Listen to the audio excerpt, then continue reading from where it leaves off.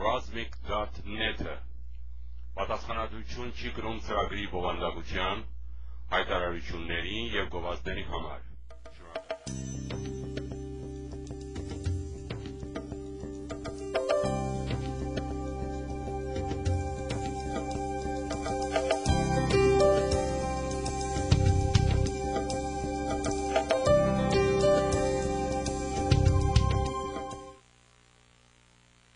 Բարի առավոտ հարգելի հայրենակիցներ, այսօր մի փոքր ուշ սկսեցինք, հետաքրքիր է ժամայացույցի սլակները, որը որ ես նայում եմ 10:10, այն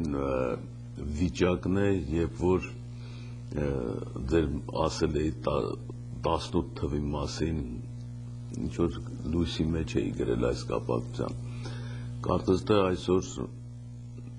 ժամացույցի այս վիճակով սկսելը աշխարհի հետ համհնչյուն է ստացվում, խառնված է և սատանան իր գործն է անում Միջին Արևելքում։ Երեք բավականին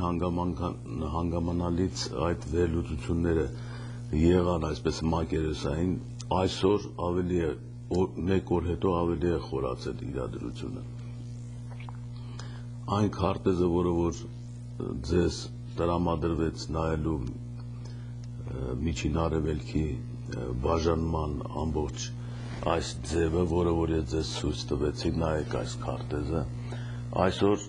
արդեն հարցը, ասենք Իրաքում 3 պետությունների ստեղծման, կարծես օրվա թեմա է դարձել հիմա, այս պահին, երբ որ խոսում եմ, այսինքն Իրաքը իր նոր այսպեսի դարձվածք ունենք մարիոնետային, այսինքն դրածո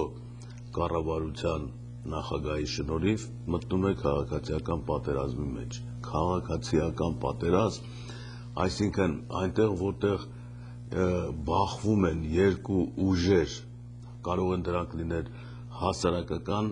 ձևի մեջ, կրոնական ձևի մեջ, այսինքն առաջանում են երկու տեսակ նույն ազգից, նույն լեզվով խոսող մարդկային խմբեր, որոնք իրար հետ ապրել չեն կարող,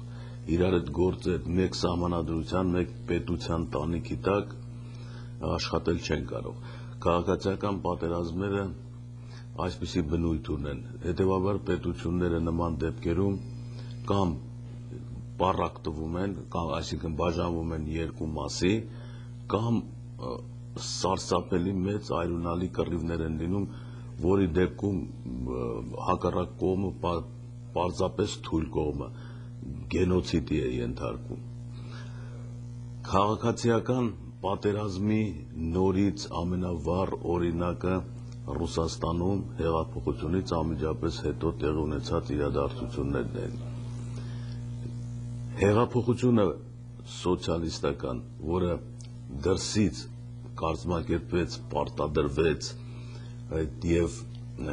արդյունքը եղավ այն, որ Ռուսաստանը գահանկեց ցարին ինքը իր ձեռքով, այսպես ասած, իր տարածքի մեջ սպանել տվեց սիոնիստներին։ Այդ մի քանի տարիները, մոտավորապես 5 տարի, տեղի էր ունենում ով ում կհաղթի կամ այսպես էին ասում նոր կարգեր, ուրիշ բան չկար ասելու, և հին կարգեր, կարմիր գվարդիականներ և սպիտակ գվարդիականներ։ Սպիտակ գվարդիականները դրանք գիտեք, որ ռուսական թագավորական կողմն էր, որը երկիրը պահպանում էր, իսկ կարմիրները անհայտ մարդիկ էին, հիմնականում լիդերները դրանց գիտեք ովքեր էին սիոնական հեղափոխական գործիչներ, իսկ ընդհանուր զանգվածը, գլուխները մշակած, լվացած բանվորներ էին, մտավորականներ էին և գյուղացիությունը մի թեթև, ինչպես նաև զինվորականների վրա մեծ ուշադրություն էին դարձրել նրանց գլուխը լվալու։ Եվ այսպես Ռուսաստանում առաջացել էին արհեստական երկու դասակարգային բևեռներ, որոնք կռվում էին իրար հետ հանուն իրենց պետության ձևի ստեղծման։ Արդյունքում Ռուսաստանը որպես այդպիսին կորցրեց իր ազնվականությունը, արիստոկրատիայի մտավորականությունը, իր մայր մտավորականությունը եւ հայտնվեց բանվորագյուղացիական մի պետության ձեռքի, որը կոչվեց պրոլետարիատի դիկտատուրա, իր բոլոր շակերտավոր հմայքներով, որը որ դուք տեսաք, թե ինչ եղավ մինչև այսօր։ Իրաքում այս քայլերը Իրաքի պետության, Իրաքի հմայքը պետք է համարել կամ ինչպես նրա պատճառը, որ Իրաքի վրա այդքան մեծ ուշադրություն են դարձնում աշխարհի շարժիչ ուժերը, դա նրա նավթային հարստություններն են եւ պատմամշակութային հարստություններ են։ Իրաքը ուրիշ բան չունի, սովորական արաբական մի երկիր է, որը որ աջ ու ձախ ամբողջ տարածքով մինչև Մորոկո կա, նույն հագուստներն են հագնում, նույն կրոնները եւ այլն, բայց այդ երկրի ուշադրությունը հարևանները կամ Եվրոպան, Ամերիկան պահում են իրենց կենտրոնում տեսողության, որովհետեւ այդպիսին է։ Ուրեմն, որպեսզի կարողանան կառավարել կամ մտնել այդ հարստությունների հետ հարաբերվելու համար, պետք է անել այն քայլերը, ինչ որ արվում է հիմա։ Հիմնական հակասությունը, ինչպես գիտեք, առաջի քայլը եղավ նույն դասական ձևը, այսինքն դիկտատոր կա այնտեղ, որը որ չի թողում ժողովրդավարական ընտրություններ լինեն կամ մարդու իրավունքներ։ Այսպես հարցը միշտ այդպես է ճեղքվում, մտնվում տվյալ երկրի տարածքները։ Մարդու իրավունքների պահպանության այս վարագույրի տակ, երբ որ մարդու իրավունք տվյալ երկիրը ենթարկվում է թիրախի, ուզի, որովհետև տվյալ երկրում անպայման ոնց լինի չլինի, գոնե մի մարդ կլինի, որի իրավունքը ոտնահարված է, որը կարելի է ապացուցել։ Դա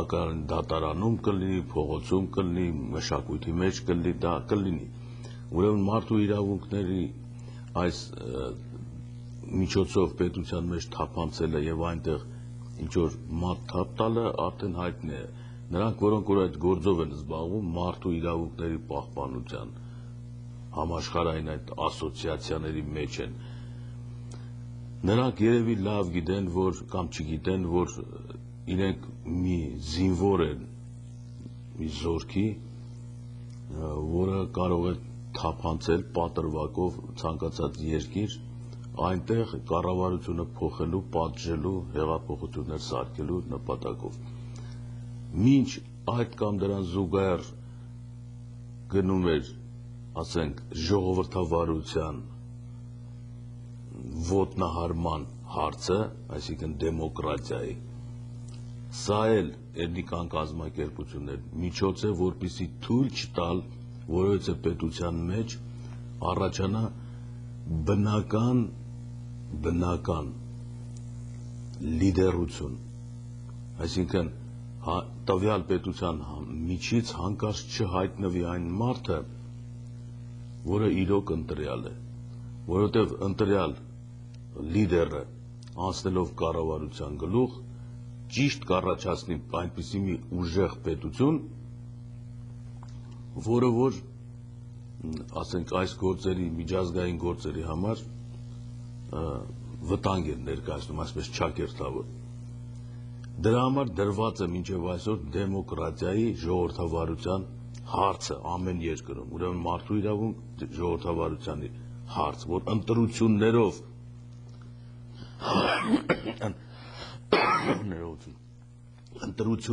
պետք է ընտրել ղեկավարին եւ որը կոչվում է ժողովրդավարական ընտրություններով կամ դեմոկրատական ընտրություններով, որտեղից պետք է գտնել ղեկավարին եւ ընտրել։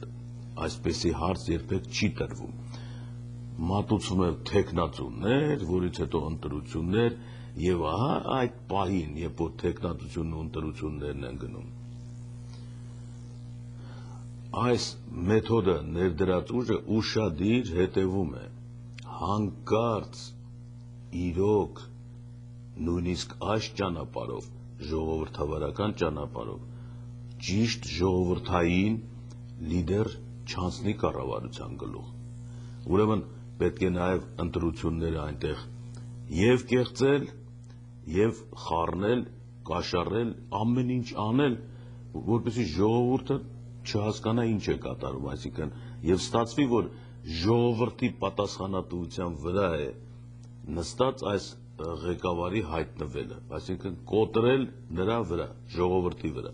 եթե հետագայում այդ ինչ որ մի բան կպատահի այսպեսի իրավական քայլերով կամ չգրված օրենքներով ժողովրդավարությունը ծառայում է որպես մի գործիք վերջնականապես որպեսզի տվյալ երկրում անպայման բնական լիդերը չհայտնվի նույն ձևով եթե հիշեք կոմունիստական շրջանում Ռուսաստանում սովետական միությունում ժողովրդավարական ընտրություններ էին ասում նորից ժողովուրդը ընտրում էր բան բայց նույնիսկ այդ ճանապարհին փակված էր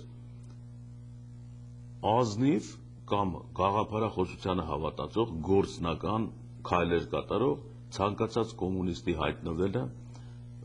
կառավարության վերին էշելոններում ուրեմն սա էլ էր փակված քանդված էր մտավորականության բոլոր ճանապարհները որ հանկարծ մտավորականները խելոք մարդիկ որոնք մտածել գիտեն դատել գիտեն վերջեվերջո կառուցել գիտեն չհայտնվեն կուսակցության վերին շարքերում փակված էր պատրվակով որ մտավորականներից կուսակցության անդամ չենք ընդունում հենց այդպես ինչու որ հարցնեին որովհետև կուսակցությունը բանվորակ գյուղացիական կուսակցություն է հենց այդպես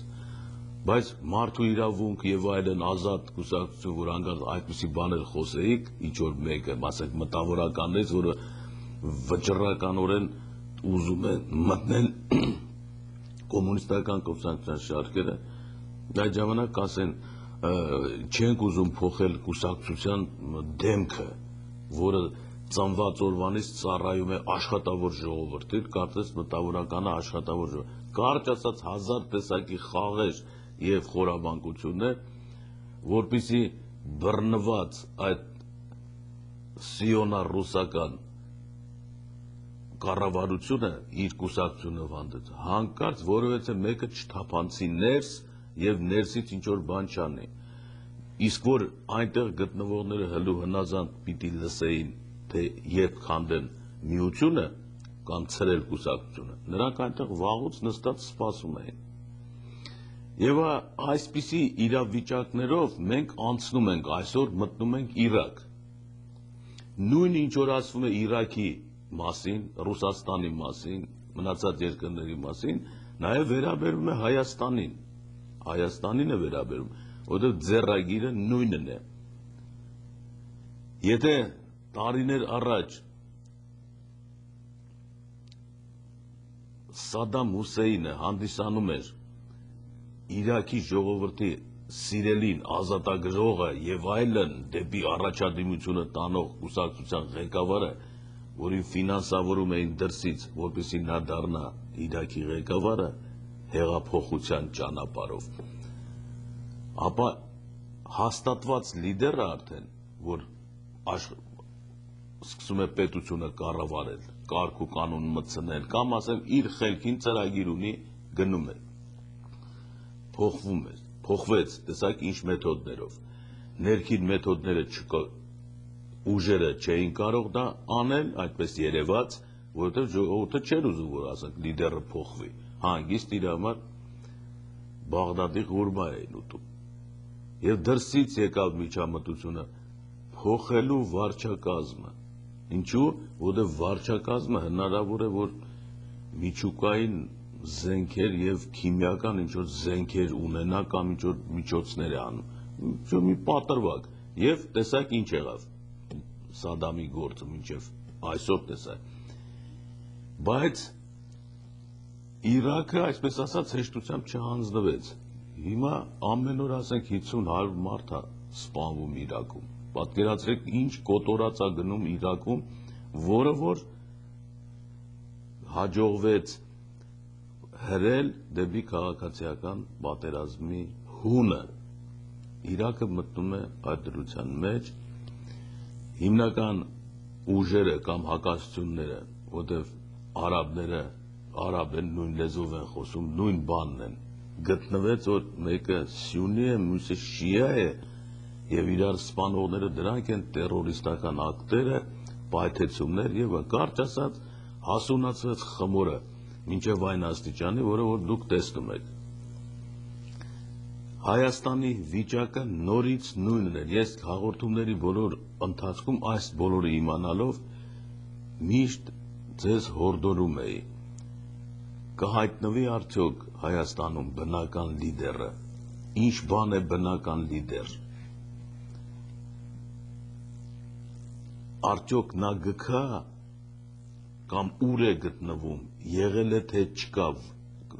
որը պետք է կառավարի, ասենք, հայկական ճակատագիրը կամ պետության, լինի արդարացի, ազնիվ եւ այլն, լիքը հատկություններ կան։ Մի թեորիա կար այս իմ ասածների վրա։ Բնական լիդերը միշտ հայտնվում է, երբ որ տվյալ երկիրը պատերազմի մեջ է մտնում մեկ այլ երկրի հետ, որը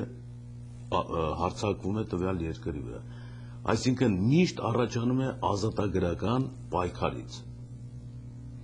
Նույնիսկ շատ հին ժամանակներում, դեռ նախամարդու ժամանակ, երբ որ հարևան ցեղը հարձակվում էր այս ցեղի վրա, մյուսի վրա, այդ պայքարի ամբողջ գործը կազմակերպած մարդը դա բնական լիդերն էր, որը հետագայում պատմության մեջ պետք է դառնար թագավոր, կայսր, այսինքն պայման էր, որ բնական լիդերության առաջի պայմանն էր, որ անպայման նա պետք էր պատերազմական հաջողությունների հասած լինի, նա պետք է ֆիզիկապես փրկած լինի ժողովրդին կամ պայքարի հանածանի ընդդեմ արտաքին թշնամու։ Սա է բնական լիդերի օրենքը։ Մնացած լիդերները շատ կարդացած, լավ ուտում են, ասենք, գեղեցիկ բեղեր ունեն, ինչ որ բաներ, հայրը ազնիվ մարդ է, մայրը ես իմ իգդիրցի է, ժամանակին կամավոր են եղել։ Այս պատմությունները լրիվ ավելորդ են, որտեղ տվյալ լիդերի կամ ղեկավարի անհատական հատկությունները բխում են, երևում են, ընդունվում են պատերազմի դաշտում եւ կազմակերպած կռիվներով։ Թագավորները առաջ միշտ եղել են պատերազմ հաղթած անհատներ, զորավարներ։ Սա է բնական լիդերի վիճակը։ Ամեն ինչ այստեղ է, եւ ասենք ֆիզիկականը, եւ հոգեվորը, եւ ուժը, եւ հայրենասիրությունը եւ այլն։ Ուրեմն սա է բնական լիդերը։ Մեր պարագային։ Ղարաբաղի հարցը, որ ես անընդհատ արծարծում եմ, ոչ թե նրա համար, որ Ղարաբաղը ինչ որ ղարաբաղցիներով է լցված, այլ այնտեղ պայմաններ առաջացան բնական լիդերի համար։ Այսինքն նա այնտեղ այդ ռազմական դաշտում, որը հաղթեց այդ ժողովուրդը, եւ վերջը այդ բերորը վերագրվեց հայ ժողովրդին, պայմաններ առաջացան բնական լիդեր առաջանալու համար։ Եթե ուշադիր նայեք, կտեսնեք, որ ինչպես մենք ենք տեսնում այդ բնական լիդերներին, մենք ենք տեսնում, այնպես էլ տեսնում են Սիոնի բարձրությունից այդ բնական լիդերներին, եւ նրանք, որոնք որ մարդու իրավունք են սրսկում պետությունների բադի մարմնի մեջ սխտորած ջրով, կամ ժողովրդավարություն են վերևից ցանում, նրանք գիտեն այն, ինչ որ ես եմ ձեզ ասում։ Նրանց թշնամին բնական լիդերն է, որը կարող է հավաքել ժողովրդին իր անձնական ամենաբարձր կարողություններով եւ պետությունը տանել առաջ, ծաղկացնել, անկախացնել եւ այլն։ Շատ բան է, որը վերջի պատմության մեջ կոչվում էր թագավոր, որը որ արդեն ժառանգաբար էր այս որակները հաղորդված զավակները դառնում էին թագաժառանգ եւ այսպես դառնում էր պետության կառույցը, բայց տեսեք այդ բոլորը վերացվեց, առաջացավ ամեն անգամ թարմ ժողովրդավարությունից մի մարդ ընտրելու գաղափարը, հիմա դրված է դա եւ ամեն անգամ ցանկացած երկրում լավ որ նայեք կտեսնեք ժողովրդավարական ճանապարհով ընտրված լիդերները շատ արագ վայելում են, վերցնում են իրենց ժողովրդի ատելությունը եւ հալածվելով դուրս են հանում, բայց այդ 5 տարին, 8 տարին, 4 տարին, որը որ կոչվում է ժամանակահատված ընտրելուց հետո վարելու, բավարար է որպեսզի այդ ժողովուրդը, այդ պետությունը տեղապտույտ տա։ Մի քանի անգամ այդպես անելով, ասենք վերեցի 20 տարվա մեջ, արդեն վերջացած է, նա գտնվում է քաղաքակրթության վերջում։ Աֆրիկյան երկիր է դառնալու կամ ինչ որ չզարգացած երկիր սկսի փող մուրալ։ Իսկ այն լիդերները, որոնք որ ասենք գիտեն իրենց տնտեսությունը, հարստությունները, կազմակերպչական ջիղ ունեն, միտք ունեն, բան, նրանք արագ կարող են երկիրը տանել։ Ուրեմն հարցը այսպիսին է, որ դնել մարդկանց, հետո հանել, դնել, հանել։ Այսպես է գրված ժողովրդավարության քաղցր պտուղների մասին։ Չթողնել, որպեսզի այնտեղ հայտնվի բնական լիդերը, որը երկարաժամկետ, գոնե ասենք 30-40 տարի կարողանա հավաքել տվյալ պետության կամ հանրության մեջ գտնվող միտքը, առաջնորդել, ստեղծել կառույց պետական։ Իհարկե նման բնական լիդերներ եթե հայտնվեն այս կամ այն երկրում, ժողովրդավարության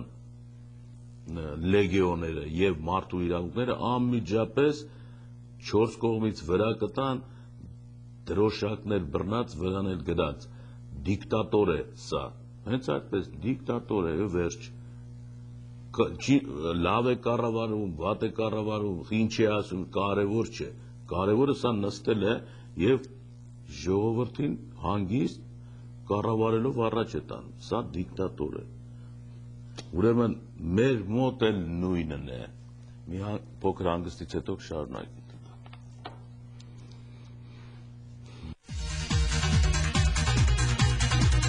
Եկեք փոխել Նիսան, դիմեցեք ինձ Դավիթ Հարապետյանին։ Համեցեք փոխել Նիսան, դիմեցեք ինձ Էվլին Ժակետին։ Համեցեք փոխել Նիսան, դիմեցեք Էդմոնդ Բաղդասարյանին։ Համեցեք փոխել Նիսան, դիմեցեք ինձ Էդնա Քյորքոֆին։ Համեցեք փոխել Նիսան, իմ անունս Քրիստոֆոր Քասանյանը։ Hotel Nissan, 3333 Hotel Boulevard, La Crescenta. Բաղ, տեսակ, ծիրան, գերած, ելագութեր, համով խոդով, մերկահամ ու նրպահամ։ Կնեցեք ու համը տեսեք։ Թավարա բաղբաղակցեք կնեք, Հայաստանին թուք կողնեք։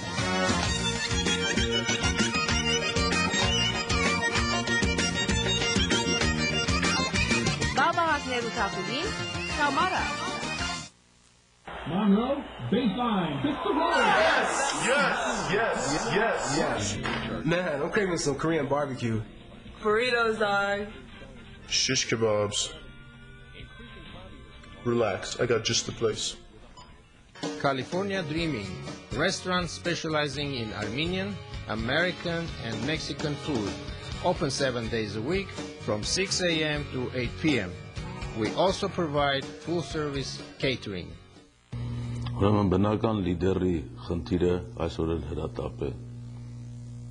Վստահորեն պետք է ձեզ հայտնեմ, որ բնական լիդերներ չեն եղել, ոչ Իրանի շահը, ոչ հետագայում Իրանի շահին գահանկեց արած հեղափոխական իսլամական լիդերները, բնական լիդերներ չեն սրանք։ Այսօրվան նախագահը կամ այդ պետությունը, որ արդեն գտնվում է իսլամական այդ վիճակում, ինչ որ անհասկանալի է դեռ, որովհետև ժամանակի ընթացքում կպարզվի, որ միևնույն է, ընտրված է այն մեթոդներով, որը արկղի մեջ է դրված, հետևաբար հարցը նույնպես մնում է այսպիսի։ Իրան-Իրաքում Սադամը բնական լիդեր չի եղել, նորից նրա համագործակցությունը գիտեք արտաքին աշխարհի հետ կա, այսօրվա Իրաքի նշանակված նախագահը կամ պրեմիեր մինիստրը նույն շարունակությունն են, միայն ինչ-որ ձևով կարծես երանգի նման Սիրիայի պրեզիդենտն է առանձնանում, արդեն Սիրիայի վրա այսպիսի ուշադրությունը, պրովոկացիոն ուշադրությունը մեզ հուշում է, որ ուրեմն այդ երկրի պրեզիդենտը իրոք բնական ղեկավարներից է ընտրված, չնայած հոր հայրն էլ էր սիրված ժողովրդի կողմից, կարծես ինչ-որ թագավորաժառանգական, չնայած նորից ժողովրդավարական ընտրություններով, բայց կարծեք նրանք հաղթահարում են այդ ձևական մեթոդը և այսօր պետք է ասել, որ աշխարհի ժողովուրդների մեջ հստակ սիրիական պետությունը լրիվ առանձնանում է իր մարդկային վերաբերմունքով, ինչպես ասեցի երեք, վրեժ չունի ոչ մեկի նկատմամբ, ատելություն չունի, ինչ-որ պատերազմական ձգտումներ չունի, իսկական մարդկային մի հասարակություն է, որը շարունակում է մինչև այսօր, այս ժամը, այն գաղթականների հոսքը, փախստականների հոսքը, եկեք փախստական ասեք, ոչ թե գաղթական, որոնք փախչում են սիոնական ռումբերից իրենց հայրենիքում չմեռնելու համար, փախչում են դեպի Սիրիա, չնայած որ ճանապարհներն ավիրեց սիոնական ռումբը, որ չհեռանան երկրից, լավ մի հատ աղաց սարք, բոլոր դեպքերում Սիրիան այս օրվա դեպքերից կմնա պատմության մեջ, մարդկանց հիշողության մեջ, որպես զսպված, պրովոկացիայի չի ենթարկվող, համամարտկային, հենց քրիստոնեական երկիր ասենք, այստեղ քրիստոնեությունն ու մուսուլմանությունը տեսեք ոչ մի կապ չունեն, առաջի անգամ տեսնում ես, որ մարդը ընդհանրապես ինքը բնույթով քրիստոնյա է, նաև երևի միգուցե մուսուլման է, այսինքն մարդ է, և սիրիական պետության մեջ եկած գաղթականների նկատմամբ ցուցադրում են քրիստոնեավար մոտեցում, անառակ որդու առակը, եթե բացեք կկարդակ նոր կտակարանի մեջ, այսինքն մի ժողովուրդ Լիբանանը, որը ծախեց Սիրիային, որ իր եղբայրն էր և փողոցներում խայտառակ անելով դուրս վռնդեց երկրից, ճակատագրի բերումով այսօր գնում է նորից իր հոր տունը, որովհետև իր գործերը տապալված են, իր խելքով, և հայրը ընդունում է, Սիրիան ընդունում է, և այնպիսի արտոնություններ է տալիս, որ ուղղակի զարմանալի է։ Գոնե իմ հիշողության կամ հետագայում, եթե գրելու ժամանակ, ես ուսումնասիրեմ սիրիական ֆենոմենը, թե ինչպես է առաջացել, մինչև այս դեպքերը մենք չգիտենք, թե այնտեղ ինչ է կատարում, գիտեք, անապատ է ինչ-որ ցորենի դաշտեր, մի քիչ էլ Հալեբ ու մեծ շուկա արևելքի, ուրիշ բան չգիտենք, բայց բանից դուրս է գալի այդ պետության մեջ արդեն խմորվել են այնպիսի մարդկային հատկանիշներ, որը ուսանելի է և պետք է մնացած ժողովուրդները նայեն առանց գոռոզամտության։ Ուրեմն Իրաքի հարցը արդեն մեր քարտեզի համապատասխանում է, որովհետև Քիրկուկում կամ Հյուսիսում մեր ասելով անկարծ մեր վրա չվերագրեք այն քարտեզի, որը որ հայտնաբերվեց այդ մագազինում, ժուրնալում, որը որ մենք կամաց անալիզի ենք ենթարկում օրվա թարմությունից ելնելով։ Ուրեմն Քիրկուկում արդեն տնօրինություն են անում քրդերը, այնտեղ ավտոնոմիայի առանձնանալու հոտ է գալիս, արդեն գիտեք, շիա, սյունի քաղաքացիական կռիվները սկսված են, արբիտր կա, որը չափ է տալիս այդ ամենին, դրածո ղեկավարությունն է, կրակը վառված է, քաղաքացիական պատերազմը սկսվելու է, կմնա հայտնվել սպիտակ ֆարթուկով եւ ասել հոպլա, այսինքն վերջացավ ֆոկուսը, թե նավթը, թե բաբելոնական, շումերական հարցերը, այդ քաղաքակրթությունը հաստատող փաստերի ճակատագրերի հետ ինչպես կվարվեն, ով կվարվի, ինչ կլինի, որտեղ դա էլ անհայտ է, որտեղ մտան Իրաք եւ թալանեցին թանգարանները, ուրեմն ուժեր կան, որոնք այդ նպատակն է նավթից թանկ են, ծննդական են ուզում, հաստատուղթ, իրենց ծագումնաբանության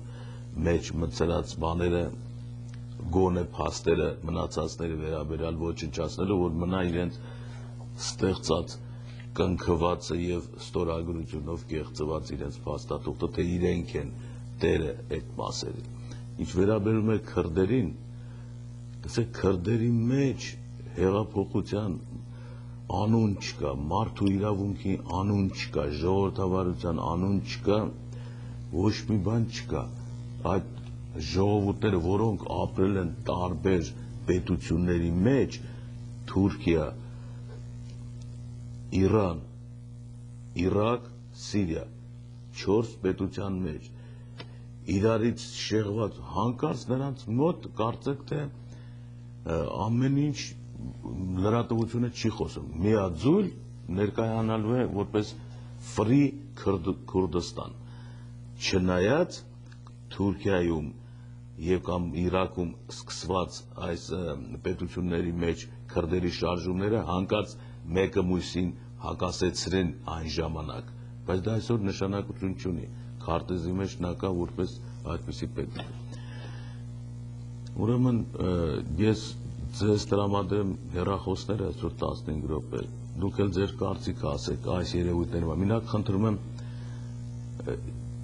իմ ասածների վերաբերյալ հիմք չընդունեք, դուք ձերը մեջ բերեք, բնական լիդերների վերաբերյալ շատ լավ մտածեք Հայաստանի մասին, այսինքն նրանք, որոնք որ պատեհապաշտորեն եկան, թե համապատասխանում են բնական լիդերների համաշխարհային դասական ձևի առաջացմանը, որը որ ասենք ծնում է բոլորի կողմից որպես պաշտպան, որպես այժ մտածող, որպես քաջ, որպես հայրենասեր եւ որպես իմաստուն, այս բոլորը երբ որ լիդերի մեջ տեղավորված են, բայց որը անցնում է անպայման կռվով, կրծքով պաշտպանելու արտաքին թշնամու վտանգներից եռած, ապա այս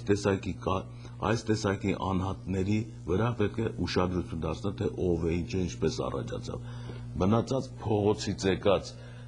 ժողովրդավարական թեկնածուները,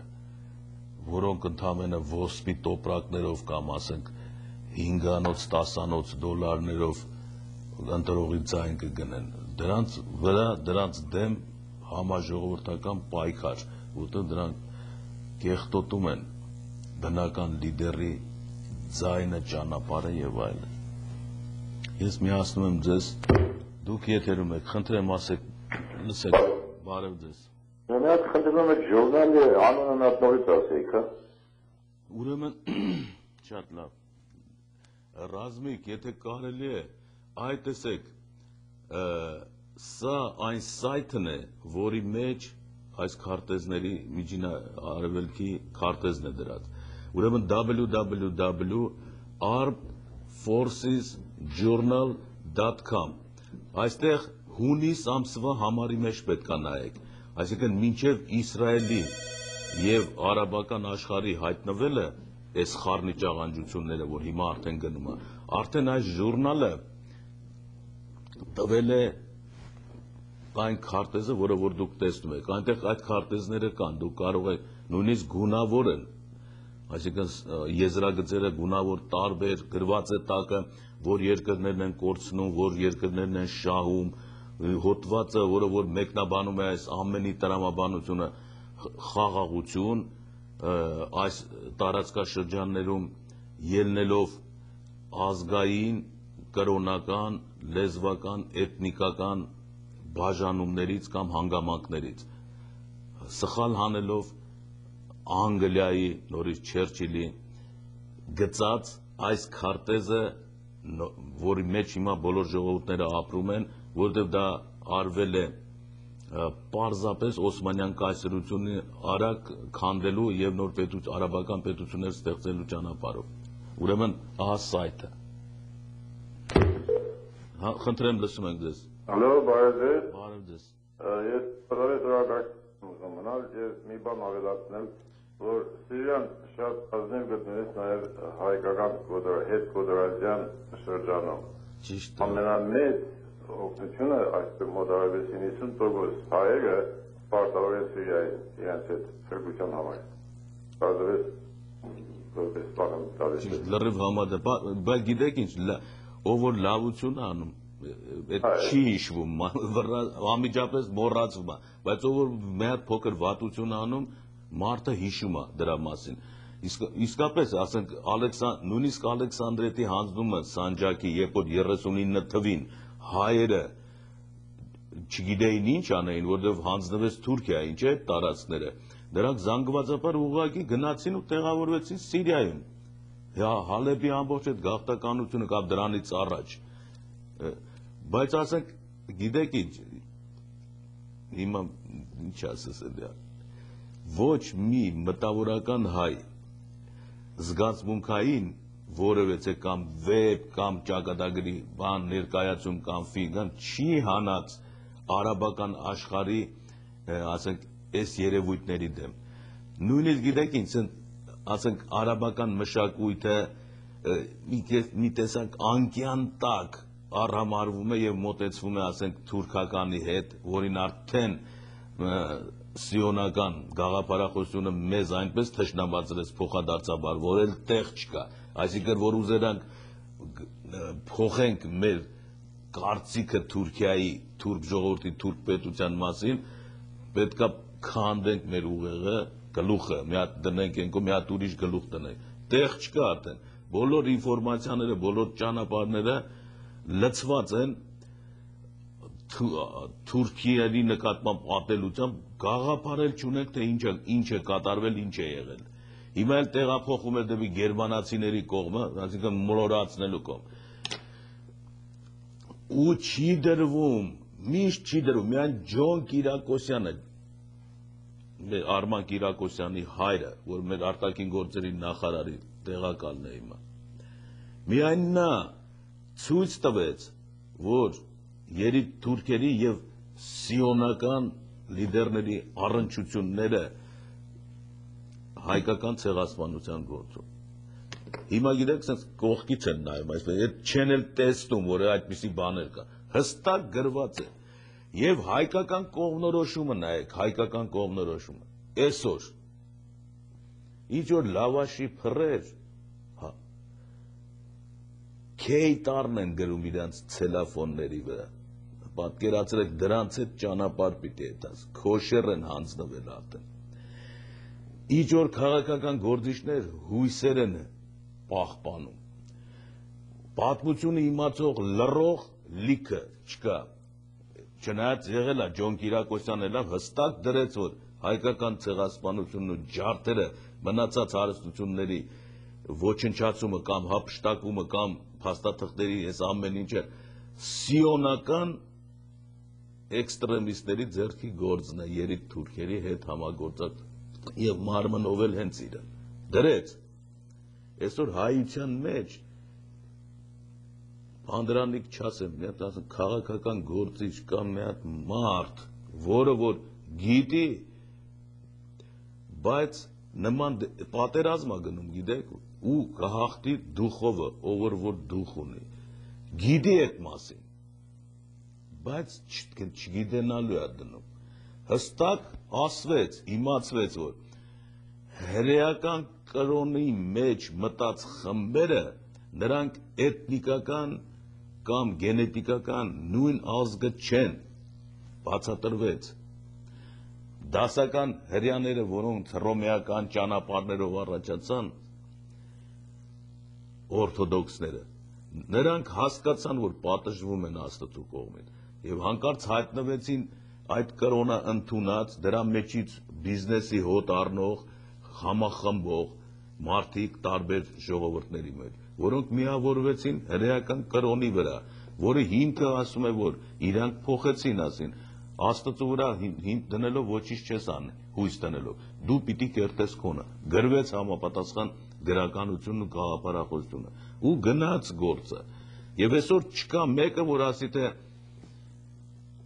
ինչ ես անում, ոչ մեկը, ոչ Ամերիկա Միացյալ Նահանգների վիճակը նայ, տեսեք ինչ ձև է, արաբական աշխարհի են ներքևների վիճակը նայեք, տեսեք ինչ ձև է։ Ես մի բան եմ խնդրում, բայց եթե հանկարծ մի հատ հայ ղեկավար արտաքին գործերի նախարար ձեռը խփի սեղանին ասի նման պետության հետ նման կրոնի կամ նման սիոնական գաղափարախոսության հետ, որը ճխլում է երեխեքին, ռմբահարում է երկրաշարժի է հասցնում քաղաքները, ոչ թե ռմբահարում է, այլ հիմնահատակ կործանում է քաղաքները, առանց հաշվի առնելու այնտեղ տաշենքի տակ մարդկա թե չէ, եւ նույնիսկ ռումբերա նետում, որ թափանցեն թաքստոցները շենքերի, նման անմարդկային, ագրեսիվ վերաբերմունք պատմությունը չի ճանաչում, չի եղել այսպիսի դեպք, երբ որ անձեն ժողովրդի վրա սարքով ինչ-որ կատյուշաների առկայության պայմաններում, որը ծիծաղել են, բայց համաշխարհային մամուլը կամ ինչպես ես ձեզ ժամանակին ասել, հիմա CNN-ը, Fox-ը եւ այլ բոլոր լուրեր են հաղորդում, չէ՞։ Ուզում են ասեն, որ այդ տեսեք Հայֆայից երկու հոգի ժամանակից շուտ արձակուրդի են գնացել իրենց ամառանոց, որտեղ Հայֆան ռմբակոծվում են կատյուշաներով։ Տեսեք լրատվության կամ մշակման մակարդակը ինչ ձևով են մշակում, բայց ոչինչ, կարևորը որ խոսում են, կարևորը որ տեսնում են, առանց ամեն ինչ գաղտնի էր, հիմա դատել գիտենք ինչ է։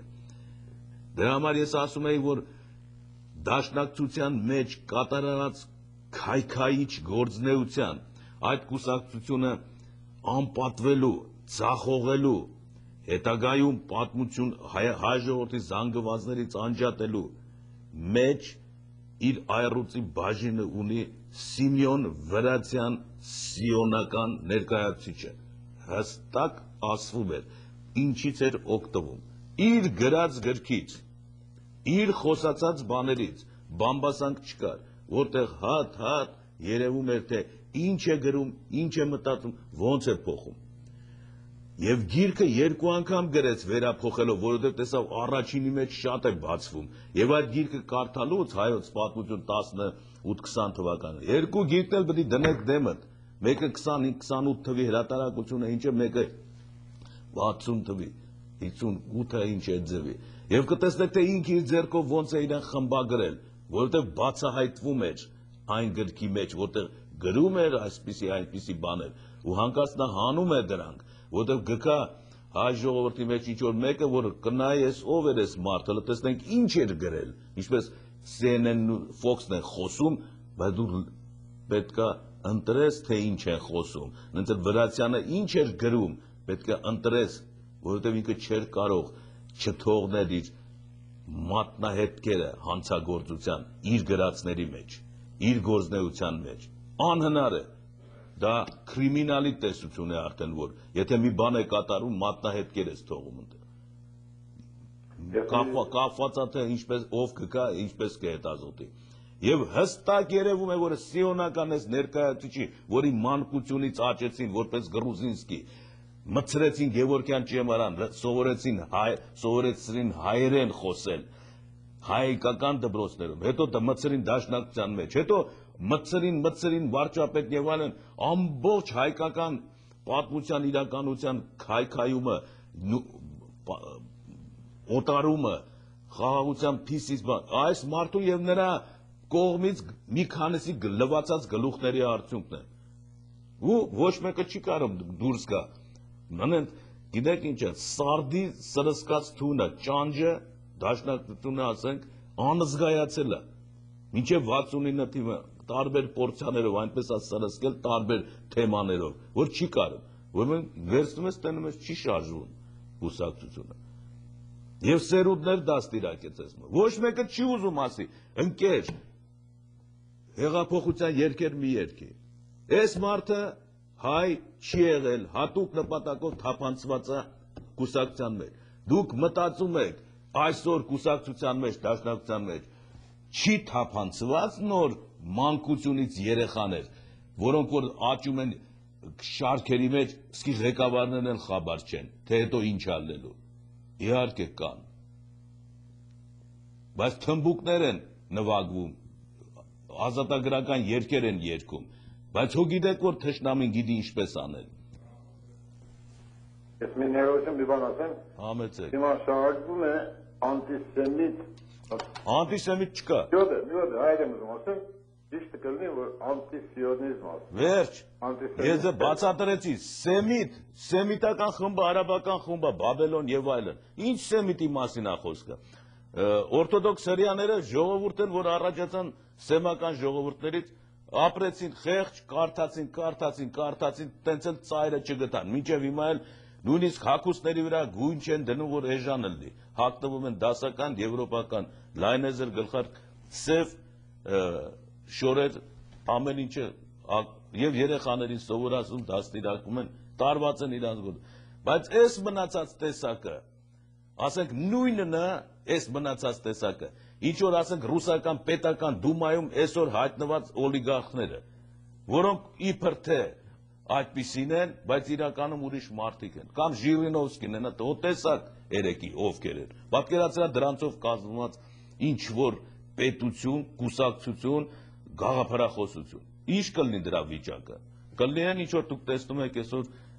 Բեյրութում կամ մնացածը։ Կարող ենք շարունակել այսօր։ Առաջարկություն կա շարունակել այսօր մի քիչ ուշ սկսեցեք, լավ շարունակենք, որը տենց է։ Ուրեմն սիոնական, հիմա սիոն նշանակում է ոչ արյունակից հրեայությունը ընդունած ժողովուրդներ տարբեր տեղերից,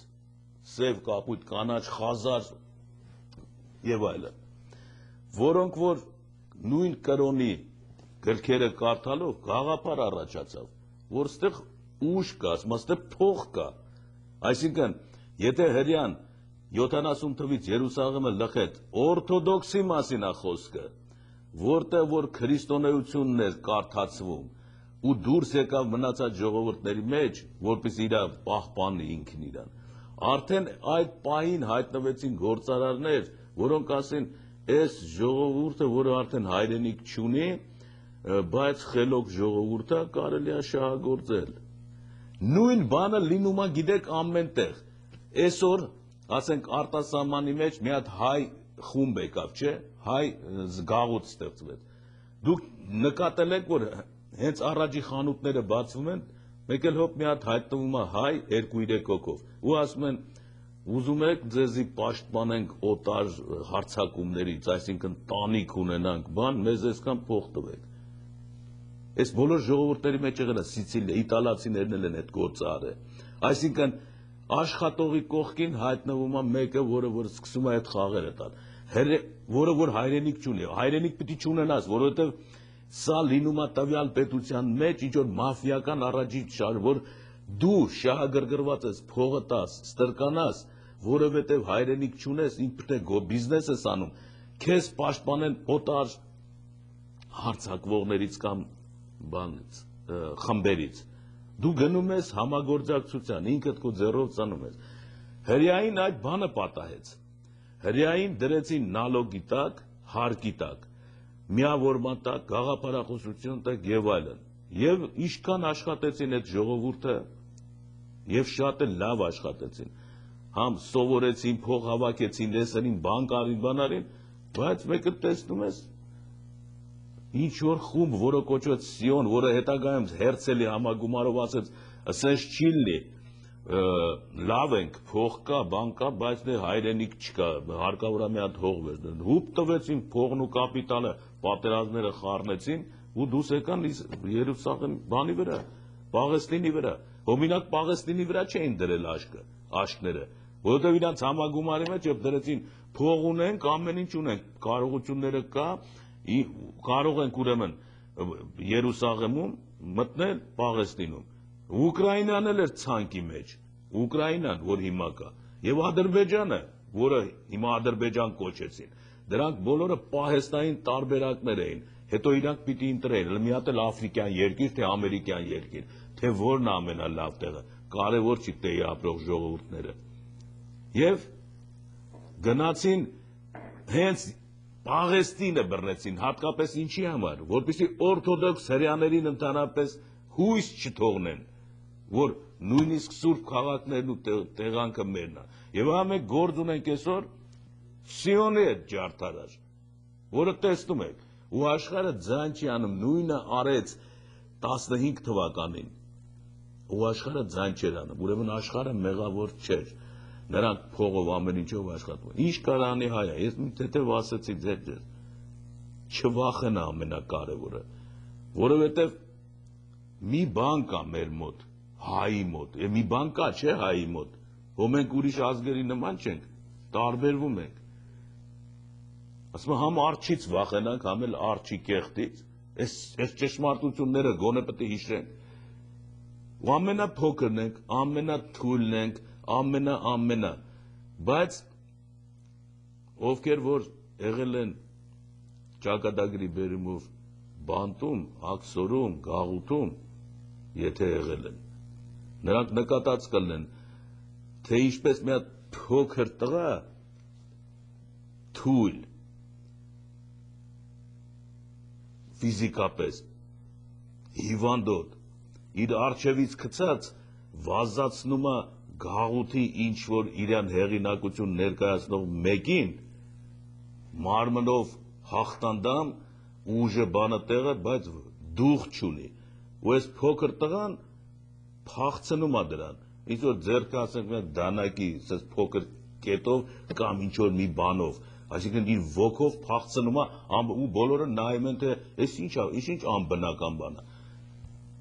ոգին է հաղթում ամեն ինչին։ Այսօրվա դրությամբ Սիոնին վերաբերյալ մեր բոլորը գիտենք, ձայն չենք անել, չէ՞, երբեք չենք ասել, ասում ենք, նենց իմիջիալը, հայկական ջարդերը Սիոնի կազմակերպածներ Թուրքիայում, իր հաշիվները կար, պետություն վերցնել Պաղեստինում, այս բոլորը հերթով պատմության մեջ երևում է, թե ինչպես Սուլթան Համիդի հետ Հերցելը հանդիպեց, ինչ խոսեց, ինչ մեդալ տվեց, հետո ինչ գրեց, ինչ արեց, ոնց կուսակցությունները հայկական լծվեցին այս գործին, Հերցելը ոնց հանդիպեց Նազարբեկյանի հետ Լոնդոնում, Վարդուհու հետ, որոնք հեղափոխական էին, Կոլոկոլ, Զանգակ, Հնչակյան եւ այլն, այս պատմությունները, որոնք որ գրած է, որ կարդում ես, արդեն տեսնում ես, որ ուժը, որը կռացած էր պահում հայկական նորաստեղծ ազատագրական պայքարը եւ դարձրեց գրպանի խաղալիք մինչեւ վերջի օրը, մինչեւ 20 թվականի 21 թվականի հունիսը, երբ որ Վրացյանը փողերը արխիվը առավ ու գնաց Պարսկաստան եւ այլն, այս մինչեւ այդ օրը խաղը շարունակվում էր։ Գնանք, քանի որ մտել ենք արդեն ուրիշի ժամի մեջ, շարունակում ենք, գովազդը թող մնա, խնդրեմ հանգստից հետո կշարունակենք։ Ուրեմն նրանք, որոնք որ աշխատանքի կապակցությամբ ուզում էին AMJM-ում աշխատել, լավ հայեր են իմացող, ուրեմն հեռախոսի համարը 547 անպայման կանայք, 547 96 զանգահարեք Էդվարդ Քալաջյանին եւ ինքը ձեզ հետ կհանդիպի, կզրուցի եւ պայմանները ձեզ կասի։ Համեցեք լսում եք ձեզ, դուք եթերում եք։ Իմիջիալոց ասեմ, որ երևի մինչև 12-ը գնանք, ընենց որ հանգիստ եղեք, որտեղ չնայած այսօր 10 րոպե ուշ սկսեցիք, թե 5 րոպե, բայց մեզ մի ժամ տրամադրվեց, ես էլ դե մի քիչ ավելի երկար կմնամ։ Համեցեք։ Երեք Los Angeles Times-ի մեջ շատ լավ հոդված մգար տեղահան լիբանանցիներու մասին, որ Դամասկոս Սուրիա կացած են։ Ինչպես ժողովուրդը այդտեղի շատ լավ օգտակար կլանի, տաքսիները Թրամփ չեն արնել, խանութվաններ ուտելիք կուտան, ժողովուրդը շատ մեծ քանակությամբ ամեն ձևով օգտակար եղած են ուտելիքով, հագուստով, ամեն տեսակետով։ Իսկ լավ օրինակ մնագար մեջ է, որ մեկը պիտի ամուսնանա, իր ամուսնությունը հետացկած է և իր դունը տված է ընտանիքներ, երեք ընտանիքներին ատամ մեջ կապրին, որ ինչ մեծ օրինակ մնե, որ նույնիսկ ամուսնությունը հետացկած է։ Նախորդ հերացայնողին է դա համացայն է, որ հայերուն ալ Սուրիան նախավես շատ օգտակար եղած է և ես որ այդ Los Angeles Times գրողին հերացայն եմ ասեմ, որ ինչպես նախավես ալ հայերուն ակտորինատեն իրենք օգտակար եղան։ Իսկ հալով հիմա ներկա գացության հայերը ինչ թեր գխաղան, ինչով օգտակար դնան։ Գիտեմ, որ օրինակ հայերը անդեղ Գուրչամուտի մեջ տասնացությունը շատ մեծ թեր գխաղան, շատ լավ գիտե պաշտպանել այդտեղի ժողովուրդը։ Վստահ եմ Մնչակյաններն Հաջունի և Ման Միխայելի ասկողում երևեց կելան, չէ վստահ չեմ ադոր, բայց հավանական այսպես լալի է։ Իսկ ասկեղեն ինչ կնե հայ ասկը, ինչով օգտակար գտարնա կրնագծել։ Իհարկե կարող եմ ասել, դուք միայն քանի որ գծի վրա եք, բավականին տեղյակ եք, որտեղ կարդացել եք ամենը, ես ձեզ մի հարց տամ։ Եթե Իսրայելը հանկարծ շարունակի օկուպացիան եւ սկսի սպանել հայերին, որոնք չեն ուզում փախչել, հեռանալ իրենց հայրենիքից, որտեղ իրենք Լիբանանի քաղաքացիներ են, մեր դիրքը ինչպիսին է լինելու։ Դուք այդ հարցին պատասխանեք։ Այդտեղեն նելիք բանը օրինակ այդտեղի հայերուն զարնել ստելով գցել։ Հա, ռմբակոծում են ու մեզ կոտորում են Լիբանանում։ Երբեմն էլ գրում են, որ այ չգիտեինք, որ այդտեղ հայերն են ապրում։ Ախր մեզ չեն ասում հայերը որտեղ։ Հայերը եւ արաբները միացած են, նույն տեղն են, նույն շրջանն են։ Մենք ինչ ենք անելու։ Հա, այդտեղեն օրինակ որ այդ պարագային, երբ որ ասեն զոհվեցին 5000 հայ 6000 հայ կամ 300 հայ, զոհվում են աշներից դեմը, մեր դիրքը Սփյուռքում, Հայաստանում պետություն ունենք, կնիկ ունի, միջազգային ստատուս, ինչպիսին է լինելու։ Կուսակցությունը, որը ասում եք պահպանում ոչ չգիտեք, ախր ինչպես չգիտեք, հստակ մոռանում եք հետևյալը, Լիբանանում ապրող հայերը Լիբանանի քաղաքացիներ են։ Ինչու հանկարծ։ Ոստալ դա լիբանանցի հայեր շատ։ Ինչպես։ Ոստալ լիբանանցի հայեր դան չէ։ Լիբանանի քաղաքացի են, մի երկիր կամ Սիրիայում ապրողները Սիրիայի քաղաքացի են, մի երկիր, որ իրենց տեղ տվեց, փրկեց, ամեն ինչ արեց, ավելին քան հայրենիքը, որ կարող էր անել։ Մարդ մի քիչ ազնիվ պետք է լինի։ Այն հայերը, որոնք ապրում են այդ տարածքներում եւ այդ երկրների քաղաքացիներն են, նրանք կարիք չունեն երկիրը թողնեն փախչեն։ Այս կլինի լայն օրերի ուրախացող կեղծ ընկեր։ Հայերի մասին է խոսքը։ Ոչ թե եւ այդ կուսակցությունը պաշտպանում են, որ խելոք են պահում, հերթապահում են, ասում են գործ չունեք, բան անեք։ Այս ձևերը ձև չի, որովհետեւ ասենք հայ ես դու, այս մարդու տան մեջ ապրել ես, որը քու նկատմամբ բարեկամ ա եղել։ Հիմա տենում ես ավազակը հարձակվել է այս տան վրա, դու ասում ես ես մի հատ եմ էշմիածին տենամ շուտվանից չեմ գնացել, ու դու թողնում հեռանում ես, պիտի զոհվես այդ տան մեջ։ Դու պիտի կռվես այս մարդու թշնամու դեմ։ Սա է բարոյականությունը։ Եվ նրանք, որոնք որ կկռվեն այս մարդու թշնամու դեմ, որի տանը ինքը ապրել է, որի քաղաքացին է, եւ ձայնը կտրած փախնում է հիմա այսօր։ Նույնը անում է հայ պետականությունը։ Այս բարոյականությունները ում համար է գրված, ինչի է մարդկությունը պատմում էսի, որպեսզի չփչանա հոգիդ, հայի հոգին կփչանա էս Իսրայելա հորդանանյան,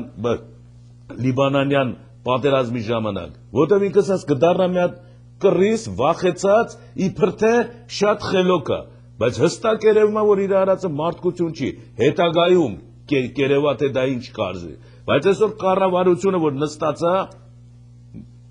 ունի չէ ամեն ինչը, միջազգային հարաբերությունները դիպլոմատիա ունի, խոսքը Հայաստանի մասն է, նամակ մի հատ դեսպանության միջոցով, խորի շնորհակալություն Սիրիայի նախագահին մարդավայել ամենապատիվ, մենք քեզ հռչակում ենք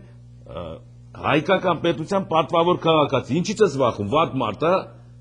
չէ, մի հատ նամակ գրի իրար, Մեսրոպ Մաշտոցին մեդալներ տուր, ասա, ապրես, որ դու չդրեցիր կրոնական տարբերություններ, դու մարդ էիր և համամարտկային, մի հատ նամակ Իսրայելին, այս քո արածները, որը դու անում ես, չի համապատասխանում ներկայացրած մարդկային նորմերին, այդ երկու զինվորների հետ կապված պատմությունը և մնացածը, որը այսօրվա քո գործողությունները միջազգային նորմերի պատերազմի հանցագործես եւ այլն, չհայտարարված պատերազմ եւ այլն, չենք կարող միջազգային մի ընտանիքում ձեզ հետ միասին մենք նստենք նիստի եւ այլն։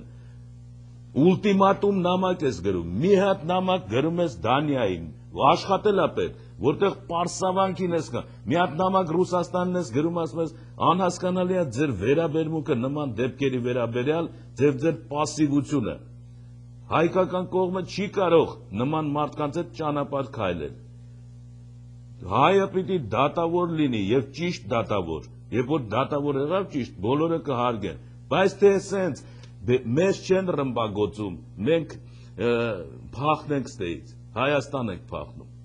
Լավ, այս ճիշտ սելիք մնավանիմ ժողովրդին ցայնը կարևոր է, ինչ պիտի սեն ադեղատող արաբները, որ եւ աստեղ են օրինակ որ երկան մեկ հատ այցա իրենց մեջը։ Դուք ինձ եք հարց տվել, ես ձեզ հարց տվեցի, ինքս էլ պատասխանեցի, չէ՞։ Այդպես պետք է լինի, թե այդպես չի պիտի լինի, ինչ որ ես եմ ասում։ Կառավարության այդ գոյատևման պայքարը, որ մենք վերցրել ենք գոյատևելու, կորցնում ենք, մենք կորցնում ենք մարդկայնությունը, իսկ մարդկայնությունը տիեզերքում է գնահատվում, ոչ թե գոյատևությունը տիեզերքում է։ Բաներ ունենք, չէ, իմացիալ մահը, անմահությունը, ինչի իմացիալ մահը, անպայման պարսիկը պետք է ավարայրի ճակատի վրա, քեզ ավելի կարևոր է, երբ որ դու ուրիշի համար ես անում այդ բոլորը, ոչ թե քո համար, ուրիշի հայրենիքի համար ես անում, հանուն ինչի, հանուն արդարության, հանուն ճշտի, հանուն աստվածային դատերի և օրենքների, հանունոր և որդու և սրբ հոգու, տեսակ ինչի, հանուն ինչի,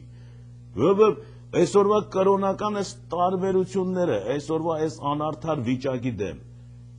մի կողմ, ինչ է նշանակում սյունի, շիի, ես իմ կաթոլիկ, լուսավորչական կրոն, մրոն, այս ամենը ինչ է նշանակում, այս փաթթացներս սիոնական դպրոցների, այս աղանդները ինչ է նշանակում, մի հատ աշկներդ բացեք, այսօր չեմ ասում, Լիբանանի արաբը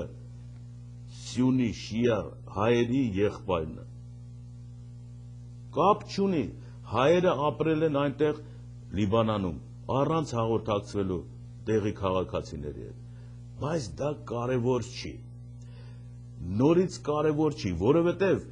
ասենք, նույն պատմությունն է, մի բան կա, որը կոչվում է, ոչ թե քո սեփական կաշվի համար, ազգիդ համար կանես, բա ուրիշի համար կանես, թե չես անի, ահա մարդ կոչվելու ամենաբարձրագույն գաղափարը, թե չէ պապս էլ իր տան համար ծառ էր տնկում կամ են մնացածը իրանց համար, որտեղ կա հաց ընդեկած, նայտես, մենք սիոնիստ չենք, որը այդպիսի մանևրներով ապրեն, ճակատին գրած է, չէ, ինչ տեսակի ժողովուրդ ենք, առաջինը ինչ տեսակի ժողովուրդ ենք գրած է, այս դադերի վրա, այս գործողությունների վրա, մենք կարող է փչանանք, ես մտածել եմ տալի, չփչանանք հանկարծ, վախկոտի, անմարտկայինի, ստորի, դավաճանի, ինքնախարան, ինչ ասես, այդ կանունը չունենանք մենք, դրա համար կառավարությունը, որ կառավարություն լինի այսօր, կամ հաջորդը, որ գալու է, ինքը գիտեք ինչ է անելու, սենց նստելու է հենց ինքը, դիվանագիտական կորպուսը, այդ փոքր Հայաստանի կառավարությունը, որ ասեմ, գիտեք, Հայաստանում մի հատ կառավարություն կա, որ եթե մի հատ հարց ունեք, դիմեք այնտեղ, ինքը դառնա աշխարհի խորհրդատուն, ոչ թե պոչից գնա, մի հատ նամակ որ գրի, կառավարությունը իմ քաղաքացիները գնացել էին Լիբանան հանգստանալու։ Դու առանց պատերազմ հայտարարելու եւ ժամկետ տալու ինձ Հայաստանին, որոնք այնտեղ քաղաքացի ուներ, դու ռմբագործում ես եւ հարամում ես իմ մարդկանց հանգիստը։ Այս հայ կառավարությունն ասում, Իսրայելի կառավարությանը, հարամում ես իմ մարդկանց հանգիստը։ Հետևաբար ու գրում է Դե թող ինքը պատասխանի, դու հա կատյուշա հնարի իրանից կամ ես իմ ինչ։ Տեսնում եք մի թուղթը անկախ նրանից որտից է գալիս, ինչ դուխ ունի եւ ինչ գործ կարա անի։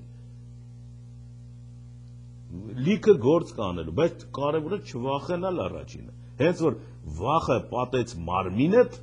բոլոր գործերդ պռավալկետ է։ Եթե հանկարծ այդպես անենք, Ղարաբաղը մեզ չեն տա։ Հայ, բարև ձեզ։ Եթե այդպես անենք, մեր ազատագրված հողերի պատմության վերաբերյալ մոռացի։ Այս վախը, սեփական վախը, նույն ձևի նույն ժողովուրդը գնում էր, հանկարծ ձեռս չբարձրացնեմ կողքից անցնող ասկյարի գլխից մի քիչ բարձր, հանկարծ չմտածի, թե ես իրան ուզում էի խփեի, ու ձեռը մտցնում է գրպանը կամ հետևն է քայլում մեր աքսորիալ հայը։ Այս մտածումները հավային, որ հանկարծ այսպես չլինի, հանկարծ այնպես չլինի, ու բոլոր գործողությունները կաշկանդվում է։ Ինչով պիտի մարդ առաջնորդվի, որ ինքը իրան չխանգարի հանկարծ։ Ինչ-որ մի բան կա, չէ՞ մարդկային կես աստվածի մեջ։ Եթե մենք կես աստված ենք, կես մարդ կապիկ ենք, գոնե մեր մեջ աստվածությունը շատ է, այդպես ենք ասում։ Ուրեմն պետք է այնպիսի բաներ անել, որ աստծունը հատուկ, ոչ թե կապիկին։ Ես ասեմ, որ շատ emoțion գուզե կառավարության միջամտության, չեմ հասկանում այդ թիվանակիրuten են, բայց ժողովուրդը որ հոս դաբրի ինչ վախնի երթալու կամ ցայնը բարձրացնելու։ Որ ժողովուրդը։ Աշխարհի հայերը։ Աշխարհի հայ, բայց նա տեսեք աշխարհի հայերը ինչ վիճակում են։ Սա ասենց գլուխները ոնց որ են օծը sense բարձանում է, չէ՞, sense մի հատ sense շուրջը նայում, մուկերը քարանում են վրաց, որ հանգարց չշարժվեն իրանց կուլկտը։ Հայության վիճակը նայեք։ Ոչ միտինգ է լինում։ Նայեք, ոչ հեռուստատեսություններն են բողոքում, ոչ ստորագրություններ են հավաքում, ոչ մի բան, չկա այդպիսի բան։ Այս ինչը Սիոնի գործակալներ են սա։ Մեկ կբացվեն, չէ՞։ Ագարություն։ Շնորհակալություն։ Համեցեք լսում ենք դες։ Բարև ձեզ։ Բարև։ Ուրեմն այսպես, դուք այդ բոլոր ճիշտ եք ասում, որ ոչինչ չկա, բայց մենք մի բան, Ռոբերտ Քոչարյանը նստած օրվանից Հայաստանը քանդում է, ոնց նա կարող է հայերի համար մտածի ու միացել հրեաներին կամ որևէ մեկին, ասի, որ այս ինչ եք անում իմ հայի նկատմամբ։ Շատ լավ, մնացեք խոսում եք, չէ՞։ Ում եք պատկերացնում Հայաստանի նախագահ։ Հայաստանի նախագահին առայժմ ոչ մեկին չեմ պատկերացնում։ Չի լի, պետք է ասեք, այդ չեղավ էդի։ Ասեմ, Հայաստանի նախագահ, եթե ուզում եք իմանալ, ես պատկերացնում Լևոն Տեր-Պետրոսյանին։ Իսկ որ Քոչարյանի համար դուք ընդհանրապես չեք խոսում։ Քոչարյանի համար։ Այո, դուք լռում եք, դուք նրան պաշտպանում եք։ Չհասկացա, այդ դու որ Լևոն Տեր-Պետրոսյանին պաշտպանում ես, ես մեղադրում եմ քեզ դրա համար։ Ասում ես լռում ես։ Այդ դու էլ կարող ես դուրս գալ փողոց, պլակատով գրել Լևոն Տեր-Պետրոսյանը մեր նախագահն է, քայլեն։ Լռում ես ասում։ Հիմա ես պատմեցի։ Հիմա ձեզ հարցնում եմ, ասենք, դուք կուզեք Լևոն Տեր-Պետրոսյանը լի Հայաստանի նախագահ, թե Սամվել Բաբայանը։ Լևոն Տեր-Պետրոսյանը, Սամվել Բաբայանը հոկտեմբերի 27-ի մի մասնիկն է, դուք դա մոռանում եք։ Ումից եք իմացել։ Ումից չեմ իմացել, եթե դուք այդքան բանը։ Չէ, ասեք, իրար հետևից շարեք, ասեք, այս պատճառը գիտեմ, սա է։ Հոկտեմբերի 27-ին Հայաստանում էի եւ ասացին, որ Սամվել Բաբայանը զորքով մտնում է Հայաստան։ Դրա համար վաղաշտակը փակեց ամբողջ սահմանը։ Եղավ լավ, ուրեմն շնորհակալություն, ես վաղը կբերեմ Սամվել Բաբայանի վերաբերյալ այն բոլոր նյութերը, որտեղ ինքը խոսում է, պիտի խոսի անպայման ինքը։ բանտից դուրս գալուց հետո, բանտից անցած տարի դուրս եկավ, չէ, բանտից դուրս եկան, դե հարցնում է, ինչու մահափորձ կատարեցիր Արկադի Ղուկասյանի դեմ, մոռացել եք, ավտոմատներով կրակեց եւ այլն, ինչքան նստեցիր, ինչ եղավ, վաղը ես այդ կկարդամ դες, այս հարցի վերաբերյալ, ուրեմն Ռոբերտ Քոչարյանը ոչ այլ մեկ ինչ ուրիշը չի, որի ավտորիտետը որպես բնական լիդեր, որը ղեկավարում էր Ղարաբաղի պատերազմը, պետք էր ոչնչացվեր, վերջ, իսկ ամենաուժեղ ճանապարհը, եթե նա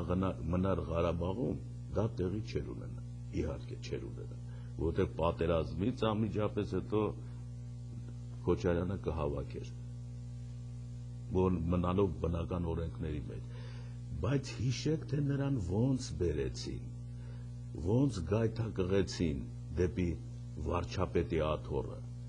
ինչու Լևոն Տեր-Պետրոսյանը հանկարծ բերեց, Վազգեն Սարգսյանն էլ գնաց բերելու, ես ինչ բերողներ են,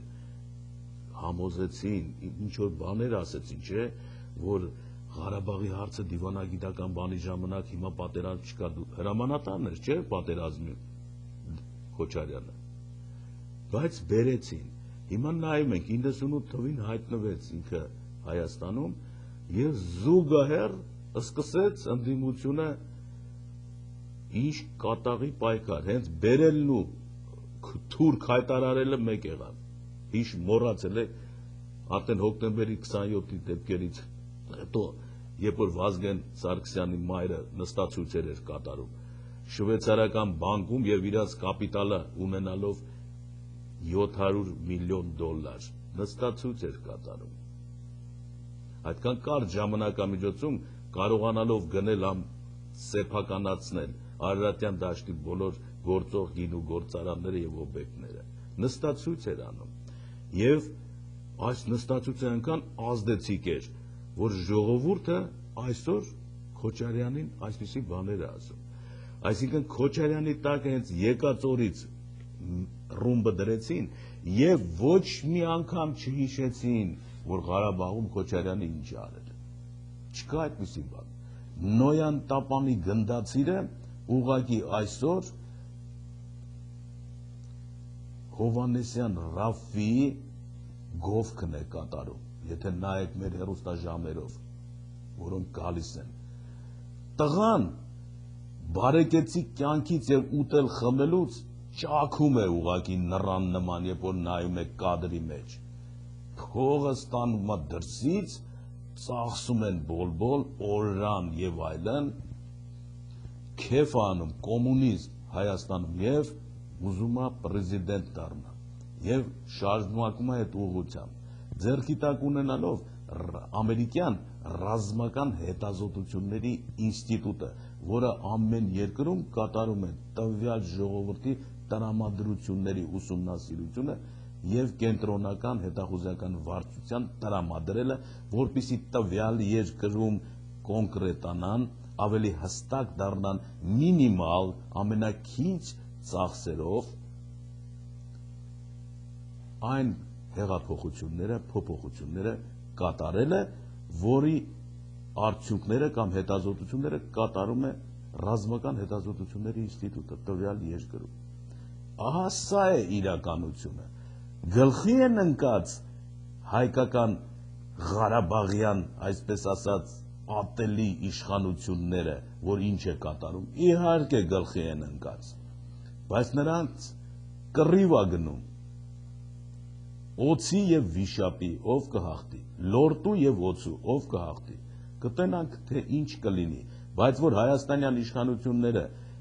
այսօր այնպես չեն, ինչ որ ասենք մենք պատկերացնում ենք սովորաբար, այսինքն ինչ որ քայլեր են անում, որ նույնիսկ վախենում ես,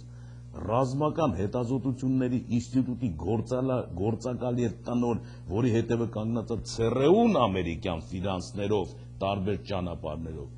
հանկարծ Հայաստանում հայտարարում է շպիոն օննիկ և հոդվածներ են գրում, մերկացնող, որ հրապարակում չհայտնվես հեղափոխություններ սարքելու համար։ Չնայած տղան չաղանում է օրի խոսքը Ռաֆի Հովհաննեսյանի մասին է, եւ մեկը չկա իրան ասեն, մի քիչ կեր, վնաս է սրտիդ եւ լիարդիդ, եւ հեռուստաէկրանի վրա, երբ որ երևում ես, այնպիսի դիրք ընդունի, որ մարդիկ չկասկածեն, թե ինչ ես անում Հայաստանում, չնայած թերթերը իշխանության օրգանները բացահայտ ասում են, այն ինչ որ ես եմ դες ասում, բայց նրան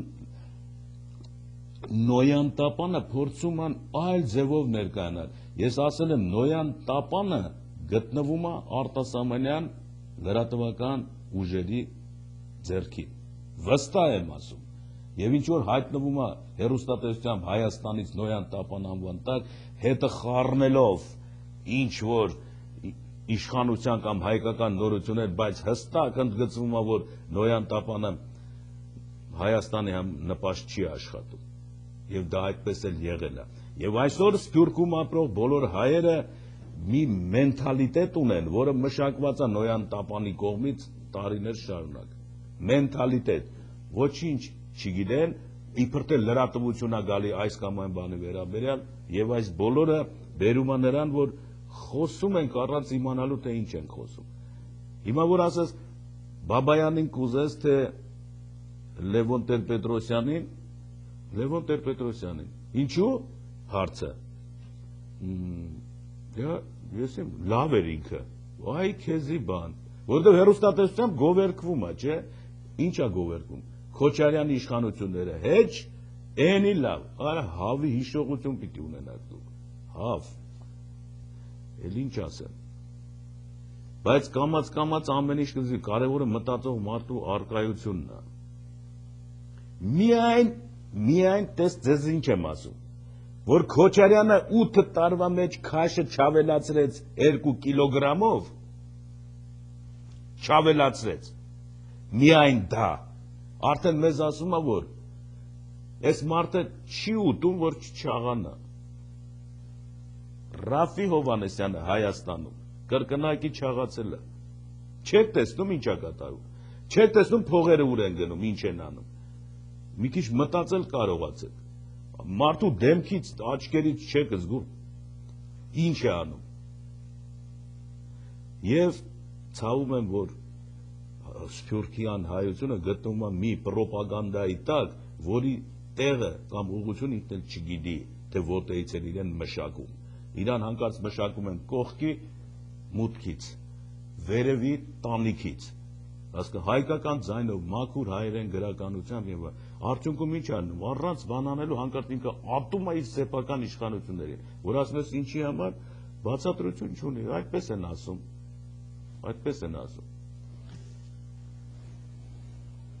Համեցեք լսում ենք ձեզ։ Բարև ձեզ։ Պարոն Քերեմեջյան, ափսոս մի հատ հաղորդում եք, որ մի քիչ կիսատ մնաց։ Որն է։ ՀՇՇ-ին, որ հասեք մինչև 90-ական թվականները շարունակեցեք։ ՀՇՇ-ի վերաբերյալ։ Այո։ Նայեք, գիտեք ինչ եղավ, ոչ մնան ասե։ Ես գնում էի, որպեսզի այս բոլոր լրատվությունը, որը ունի ժողովուրդը, որի ուղեղը լավ մշակած է, ես վստահ ասում եմ մշակած է, որովհետև տարբեր թևերից, տարբեր մանրուքները, փաստերը, բանը, լռությունը, Հայաստանից եկած լռությունը, բացարձակապես Հայաստանի մասին մենք չունենք ինֆորմացիա այստեղ, բայց ունենք ինչ-որ շոշափուկներ, խոսքեր, բամբասանքներ ու մեր մոտ աղետալի տպավորություն է թողում։ Սա,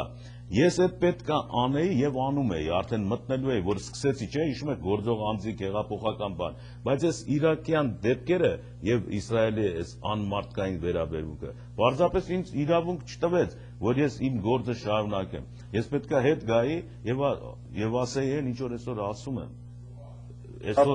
Բայց չէի կարող, դուք հասկանում եք, որ հանկարծ տեսնում եք ինչ-որ մի վատ բան է կատարում, ես սկսեի, ես հակառակ բան արած կլնեի մարդկության դեմ, պատմելով իմ Գյուլնաստատի հեքիաթը, ասենք 88-90 թվերին, թե ինչ էր եղել, ես պետք է դա թողեի, բայց ես կանդրադառնամ, դուք մի մտածեք, հիմա այսօրվա դրությամբ մեջ հրատապ հարցեր են, Իսրայելի նկատմամբ հայկական վերաբերմունք ստեղծելը, որը ոչ մի տեղ, ոչ մի ֆիթիլ, ոչ մի բան չի արվում, եւ դուք ով որ չի անում կամ չի լսում, ես կոմ անում, մի անգամից մտածեք թե դա ով է, որտեվ գործը նենց է, որ գործը վառված է Իսրայելի վրա, ինքը լիշնի անգած այս գործի վրա, գարշապարն է երևում Աքիլեսյան, հիշեք այս դարձվածքը, այսինքն այն պաշտպանությունը, որը ուներ Սիոնը հազարամյակների մեջ փողով, ֆինանսով, ծանոթներով, բանագամդով, դեղով, դաշտով, ամեն ինչով անխոցելի էր, բայց այսօր երևում է գարշապարը, ճիշտ նետահարման դեպքում Իսրայելը պետք է համապատասխանի այս քարտեզին, որը որ ես ցույց տվեցի, եւ պիտի բերվի նրա արած գործերը բոլոր սիոնական լիդերների, չմտածեք սեմետական կամ մնացած, սիոնական, որոնք հրյա ազգի հետ կապ չունեն, հրեականության կրոնի հետ կապ ունեն, այնպես ինչպես եթովպիացիները լուսավորչական քրիստոնյաներ են, բայց եթովպիացի են Հաբեշստանում, նրանք ընդունել են մեր քրիստոնեությունը Գրիգոր Լուսավորիչի, բայց նրանք մեզ ազգակից չեն, հասկանում եք թե չէ, ահա սա է նույնն է, նույն վիճակն է, մենք պատասխանատու չենք Հաբեշստանում կատարված գործ, չնայած կրոնը նույնն է, հետևաբար օրթոդոքս հրեաները պատասխանատու չեն սիոնիստ հրեաների կատարած չարագործությունների համար, հիշեք էդի և տարբերեք, սեմիտականությունը հարց չի այստեղ, դա անիմաստ մի բան է։ Դե ապսոս որ եթե Տիկինը շարունակեք այդ հաղորդումը, Տիկինը տենց չէր ասում։ Ճիշտ է, բայց դա ինքը ինձ հրահարեց, որպեսզի ես մի քիչ ասեմ։ Հիմա եթե շարունակեք ու մանրամասը որ նայենք, ուշադիր կգանք Նայրի Հունանյան ով է եղել, որտեղ է մտել, որտեղից են հանել, հետո մի րոպե, դուք որպեսզի իմանաք Նայրի Հունանյանն ով է եղել, ես ձեզ ասեմ հետևյալը։ Սերժ Ջիլավյանը, երբ որ 93-94 թվականին կազմակերպեց Համառուսաստանյան հայկական կորպորեյշնը կազմակերպությունը, Ղրիմի մասնաճյուղի ղեկավարը այսօր նստած է Ղարաբաղում, վարչապետն էր։ Ուրեմն սա այս Ղրիմի պոլիգոնում, որտեղ մարզվում էր նաև Նայիրի Հունանյանը, հարևանները, որոնք Նայիրի Հունանյանի վերաբերյալ գիտեին որպես ազնիվ բան, որտեղ հայկական քննիչները երբ որ գնացին Ղրիմի այդ պոլիգոնում, որտեղ նա կրակում էր եւ ինչ որ բաներ էր սովորում, հարցնեին ինչ ձևի մարդա, մեր Հայաստանի քննիչները գնացին, այսինքն հասարակական կարծիք, ասացին, որ ազնիվ չտեսնված մաքուր տղա է։ Եթե Նայիրի Հունանյանը ինքն էլ չգիտի, թե ինքը ոնց է սպանել։ Նույնը Արման Բաբաջանյանը։ Իրանք չգիտեն, թե իրանք ոնց էդի արեցին։ Հասկանում եք, թե չէ։ Ռեկլամ, ուրեմն գովազդից հետո կշարունակենք։ Որ ասեի, Լևոնի ժամանակ, ինչ ենք տեսել։ Ում ժամանակ։ Լևոն Պետրոսյան չեմ ուզում ասեմ, Լևոնի։ Մի հատ հարիչինություն սարքել է, մի հատ ճանապարհը վերանորոգվել է, Պարսպաստանից հետ մի հատ նոր տամպա, նոր գեզ, նոր մտահաղած, դες մի բան ստեղծվել է։ Մեր քաղաք ոչները մարտել գոյնել փողոցի։ Քեզ եմ ձեզ եմ ասեք։ Ինձ է կարծնում, ես ասեմ ինքը նրանք հուշարձան թողեցին իմիջայլոց իրենց գործնեության վերաբերյալ և այդ հուշարձանը արդեն 10 տարի է գոյություն ունի, ոչ ոք ուշադրություն չի դարձրել։ Այսինքն հուշարձանը դա հետևյալն է, մոնումենտի անտառի հատումը, որը մինչև այսօր խելքի գլուխը չի գա, և Սարիթաղի ստադիոնի վերևից ամբողջ հեռուստակայանի շրջակայքի հատումը, որը մինչև այսօր խելքի չի գա։ Այս հուշարձաններ են, որ անապատի վերածվեցին այնպիսի տարածքներ, լավ լսեք ինչ եմ ասում, որոնք մարդու ձեռքով էին տնկած, դրանք բնական անտառներ չէին։ Դուք լավ լսեք ինչ եմ ասում։ Սա աշխատանքի վերածումը, դա այդ անտառները տնկվել էր 1934-33 թվերին, այդ թվերին, Ինչքան աշխատանք, հոգատարություն կար այդ անտառների նկատմամբ, դուք այդ անտառները չեք տեսել ափսոս, չեք տեսել, որ ինչ գիտականորեն են սարքած, խոտածածկույթ, թփեր, հետո ծառեր, որ մտնում էիք այդ անտառները, որը հատվեց, երբ որ ցուրտը պարտադրվեց, էլեկտրաէներգիան ծախվեց, մազութի գործեր եւ այլն։ Այդ անտառները, որոնք հատվեցին, դրանք արվեստի գործեր էին։ Դուք չեք պատկերացնում, թե ինչ արվեց մի մարդկային խմբերի զգացմունքների աշխատանք այդ ծառերի վրա։ Մի բան չթողեցին։ Ես ձեզ ասում եմ, հուշարձան թողեցին։ Էլ ինչ եք ուզում։ Մտածել կարողացեք։ Մյուսը ուրեմն տեխնիկ լինում է այնպես դեպքեր, հերոսացնում, որ Ղարաբաղցիում շատ շեշտում։ Ղարաբաղցի լինելը։ Ես ես ասեմ, հիմա գաղտնիք չի, Ղարաբաղցին իր ամբողջ մարմնով, հայ չեմ ասում, դա տարանջատում եմ, ամբողջ մարմնով, գիտակցությամբ, գենով, պատմական փորձով, կանգնած է, անջրպետում է, ամբողջ հայության վրա եկող, մի րոպե, ամբողջ հայության վրա եկող, ժողովրդավարական, հեղափոխական, մարդու իրավունքների, կրոնական ինչ-որ բան է, իր կրծքի վրա է կրում Ղարաբաղցին այսօր, դուք էդի չեք զգում։ Եվ հետո իրան պետք է նահատակ անեն հայ ժողովրդի համար, այս բոլորը մի անգամից անձրևի նման, որպես թթվային կիսլոտնի անձրև հայ ժողովրդի վրա է գալու։ Մեկ լինում է ասում Ղարաբաղցիները եկան Հայաստան, Հայաստանը Ղարաբաղը, դա մի հատ պետություն է, պետք է մարդկան իմացնել, որ Ղարաբաղին եկավ։ Լավ, մի ջղայնացեք, անջատում եմ։ Ղարաբաղին հայ է, ամբողջ աշխարհը ինքը հայ է։ Դե հայ է, հիմա հայ է, բայց դե ես տեսակի մեջ անպայման դի նայես, ասենք թե թրջունը, բայց նայում ես ասում ես, էսի վառ կա, էսի սիրամարգա, էսի էսա, չէ՞, պետք է տարբերություն դնել։ Ես բանվել պատմել հայ է, Լևոն Պետրոսյանը եւ Գեղուն գծարց է, չի լինելու։ Շատ լավ, շնորհակալություն։ Ուրեմն նայեք, այս երևույթը, որ նայել, գնահատել, սորտը, տեսակը տենալ ինչը, ոչ մի բան չունենք մենք ձեռքներից տակ։ 600 տարի լռություն չկա։ Գնացինք ենքո, մտանք առաջի 1000-ամյա Քրիստոսից հետո,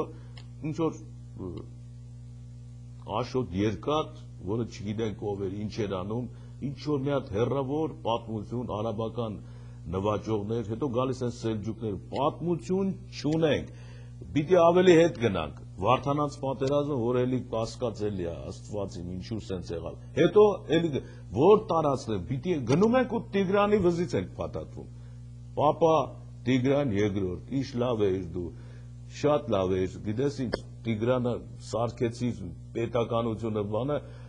Սաթենիկ, Արտաշես, սենց, ալաններ, պատմություններ, բայց ինչ վերցնես այդ պատմությունից, չգիտես, ով է Տիգրանի այրուն կրող հայը, չգիտես, ինչը արել, որտեղա չկա ու չկա, մեջտեղ ամեն ինչ դոնդող է, հեքիաթ պատմություններով մենք չենք քայլի առաջ, որովհետև ղեկավարության, մտածողության հարցեր են մեջը, կառավարման հարցեր են, դրանք պետք է լինենքան առօրեական, այսօր ով ես։ Ասենք Սիրիայում, տեսեք Սիրիայում ծնված Լևոն Տեր-Պետրոսյանը, որ եկավ Հայաստան 2 տարեկաններին չէ։ Բոլշևիկ Հակոբի տղան է, որը Սիրիայի կոմունիստական կուսակցության լիդերներից է։ Հետո հանկարծ այդտեղից ծնվում է բոլշևիզմը քանդող եւ ազգային ազատություն անհավատալի է։ Սիրիայում, Հայաստանում բոլշևիզմ, սիոնիզմ, Ռուսաստան, մտածեք էլի, մտածել կարողացեք։ Իսրայել, նախագահի կին, այս ինչ պատմություն է, ոնց է գալիս, հետո Նոյան տապան, ինչ-որ մարդիկ, որոնք ժողովրդի ուղեղը ծակում են, Թուրքա Քոչարյանը, հաստատ, Թուրքա, հերը Թուրքա, հայտնաբերում են, գնաց էդի, տեսան չի գործում, հեղափոխություն չի գործում, նայում ենք, չէ, մենք էլ ենք նայում ես ով է այս մարդը, եկել է ու ամբողջ իր լռությամբ, իր բանով հաղթում է անդիմությանը, փչացնում է բոլոր մտքերը, ինչ որ Նապոլեոնի հոտ է գալի, այդ մեզ նայում ես հետ, ով է, Դավիթ Բեկի 1720-30 թիվ, Այվազյան ես կարդում, Ղարաբաղցիները ովք են, Մելիքները, ինչ են սրանք, ուրիշ տարածքներ կան Հայաստանում, որտեղ այսպիսի մարդիկ կան, մտածում ես, չես գտնում, գնում ես Կիլիկիա, Լևոն թագավորի ինչ-որ հեքիաթները, որը էլի չգիտես, պատմություն չունենք, կերպար չկա, որը վերցնես ու հետազոտես, ասես, այ այս կերպարի մեջ թաքնված է մի ունակություն, որը այսօր պետք է, ուր գնում ես պտտվում, Ռաստով, Թիլվիզ, Արմավիր, ուր ուզում ես, չկա հայը, ինչ-որ մի բան է կատարվել, Արարատյան դաշտի առավոտը, ամեն ինչ լավ է, չերևում միայն մարդը, ու հանկարծ այդ անտառների մեջ, ինչ-որ ինչ-որ Ղարաբաղ, ինչ-որ մի բան, ասում ես, այս ինչ բան է, ասում եմ, դև ես կանց ես բան, հəl մի հատ նայեք, միկրոսկոպ տարեք, նայեք տնանք ինչը, նայում են, օհո, երկու տեսակ հայեր կան, որոնք պահպանվել են, ովքեր են, թերեցիները, որտեղ են պատմում, Պարսկաստան, 1600, սրանք ով են, 1700-ից արդեն հայտնի են, զորք, թվանք, պայքար, կյանքները տալ, հետո փչացնել իրանց, փչացնել բոլշևիզմով, Ադրբեջանով, հետո վրան դնել, որ սրանք թուրք են, որովհետև Ադրբեջանի ստրկության մեջ մի անգամ չբողոքեցին, դե հələ տեսեք ինչ անարդարություններ, հետո գալիս ես այս քայլերը, որ իրանք են անում, փչացնել Ղարաբաղի լիդերությանը, բոլորին մեկ առ մեկ, որովհետև վտանգավոր են, մեկին բերել Հայաստան, մյուսին տանել բանդ, այն մյուսին գցել, երկուսին բերել ստե, քանդել Ղարաբաղյան մելիքության այն գաղափարը, որ սրանք կսարքեն իրանց խորհուրդը, պետքա քանդել, ու քանդում են, ես ասեմ Քոչարյանն էլ երևի չգիտես ինչ որ ես ասեմ, որ ինքը գտնում է քանդման տակ, ինքը ուզում էր, չէ իրան քաղաքավարի բերին, բայց գլխի է թե չէ ոնց է պայքարում չգիտեմ, բայց հստակ երևում է, որ որտեղ Ղարաբաղցի արտահայտությունը, այդ անտառներում, սես կոպիտ ասենք, շատ կոպիտ, այդ վայրի հոների և թութերի մեջ գտնվում է մի հատ հայկական իրավիճակ գեն, որը ամենալավն է, մնացած տեղերի, չգիտենք էլ որտեղ է հայը, Թբիլիսիում, Երևանում, Բաքվում, Սփյուռքում, որտեղ է հայը, չէ այդ անտառներից, որ հողին կպած, հոնից արաղ է քաշը, ուրիշ բան, ու նայել մտածել է այդ ժողովուրդը, մեկ էլ Փերիայի հայերն են, որոնք արդեն որոշ բռնադատվածություն ունեն, ասենք բռնի գաղթ Հայաստանի տարբեր գյուղերից և այլն, էսա, որ մնացել են պատմության մեջ, մի քիչ հետա մնաց, մի քիչ ես կոմ, բայց ուրիշ գանձ չկա ձեռքներիս տակ, մեղրեցի ունենք անձեռնամխելիա, Զանգեզուր, Գորիս, կա Գորիս, մի քիչ, բայց Ղարաբաղցին, Գորիսեցին Ղարաբաղցին շատ անուան, Ղարաբաղցին գտեք այս մեր վայրի անտառներում հայկական գենը, որ քարի տակ ծռված մնաց, սենց քարը վրեն ինքը ծռված, որ սարի տակ մնաց իրա հոտով, գտնել է պետք, թե չէ, այս ամբողջ հայությունը, որ ամեն մեկը մի ճիպոտի հարված կերած փախել է իրա հայրենիքից, որը ինքը իրան չի ճանաչում, կորցրել է, և այս բոլորի մեջ, մի հատ ճշմարտություն կա, հավանաբար մի հատ ճշմարտություն կա, ճանաչիր ինքդ քեզ, ինչքան մեջդ կա, այդքան բան, ոչ Ղարաբաղցու Գովկարը նույնիսկ հայտարարեցի, որ անտառի բնակիչներ են, քոլեցի են, թթի արաղ են քաշում ու հոնի արաղ, բայց ծռված դեղաբույս են քարը վրան, միգուցե, ուշադիր նայեք, ուսումնասիրեք, մտածում ենք այս ուղղությամբ, ունենք ձեռքներիս տակ մոտ 300 տարվա պատմություն Ղարաբաղի մասին, ունենք, վերջի, ամբողջ գործերով և խոսակցություններով բանով, մնացածներից լռությունը չկա, ինչ անենք, ուրեմն մի հատ զանգ վերցնենք լսում ենք ձեզ բարև ձեզ բարև ձեզ Պարոն Ստեփան, ժողովուրդը մեղավոր չեն, գիտեք չէ։ Ով ասես մեղավոր, ասեցի ծռված քարը վրներս դրած։ Մենք մեղավոր ենք, որ սենց ենք եղել։ Չէ, բայց լսեք ինչպես է, ասես լուրերը որ լսում են, չէ, ժողովուրդը։ Այդ առումով։ Արտականքը, կամ թե Խոջասարյանի լուրերը բան, կամ թե Անահիտը որ լուրերը տալիս է։ Ուրեմն երբ որ բացես, լուրը սկսես լսել, ես իհարկե չեմ լսում, ես նստում եմ տեսնում ինչ են իրանք ասում, ուղղակի համապատասխանում է թե ոչ։ Ուրեմն միայն գնում է այսօրվա կառավարությանը քարկոծումը, ուրիշ ոչ մի բան։ 3 ծրագիրներ են, որ մեկը բացես, այսպես 8 տարի, 10 տարի նույն պատմությունն է, ոչ մի դրական խոսք չես բացը բացակ։ Եվ ժողովուրդն ինչ անում, ուղեղը ոնց ասել, ուղեղը վլվացում է ժողովրդի, ուրիշ ոչ մի բան։ Եվ ժողովուրդը չի կարողանում որոշվի, թե ով է ինչ, ով է ո՞ւր։ Այ հիմա դուք նստել եք բացատրում եք, շատ ծածկի է։ Լսում ենք, այդ լսելու հետ միած կարողանում ենք որոշվել, ինչ է ասում պարոն Ստեփանը։ Եվ ինչ էր ասում, ասենք, մնացած լուրերը, որ ասում էին։ Այդ դրա համար են տիկինը, որ նրանք լուրերը կարդում են, դրանք իրենց լուրերը չեն, այդ մարդկանցից մի վիրավորեք։ Նրանց մատուցում են լուրեր, որ իրենք տարածեն իրենց թավիճ եւ լավ մարզված ձայնով, որպեսզի ձեր ականջը հաճելի ձայնով այդ լուրը մտնի։ Հասկանում եք թե չէ։ Դա է տարբերությունը։ Ես այդպիսի բան չեմ անում, ես ոչ լուր եմ պատմում, ձեզ ոչ բան։ Ես ձեզ բերում եմ միայն հետազոտություններ, մտքեր, եզրակացություններ, այդ են, դուք էլ նայեք, դուք էլ մտածել կարողանաք։ Եթե ամբողջ հայկական լրատվությունը Սփյուռքում արդեն տեսնում եք, արդեն վարժվել եք, թե ինչ է խոսում, հակահայկական, պետական ինչ-որ բան, արդեն պիտի մտածեք, այս սրանց մեջ ինչ-որ մի համագործակցություն կա, չէ՞ ուրեմն, այս մի տեղից է գալի այս լուրը, Բախի Ստեփանին չի գալի Կիրեմիջյան։ Այո։ Շնորհակալ։ Խնդրեմ։ Ուրեմն շնորհակալություն ձեր համբերության համար, այսօր իհարկե բավականին ծավալուն էր, ինձ համար հետաքրքիր էր, ձեր կարծիքները հրաշալի էին, ձեր մտածողությունը դաշտը։ Հավանաբար մենք այսպես կշարունակենք, բայց այսօր 5 շաբթի է, ուրեմն հնարավոր է նույնիսկ ընդարձակվել ժամի մեջ։ Շնորհակալություն հեռուստատեսության կազմակերպիչներից, շնորհակալություն ձեզանից, մտածեք, վաղը կշարունակենք։ Ստեսություն մինչև վաղը։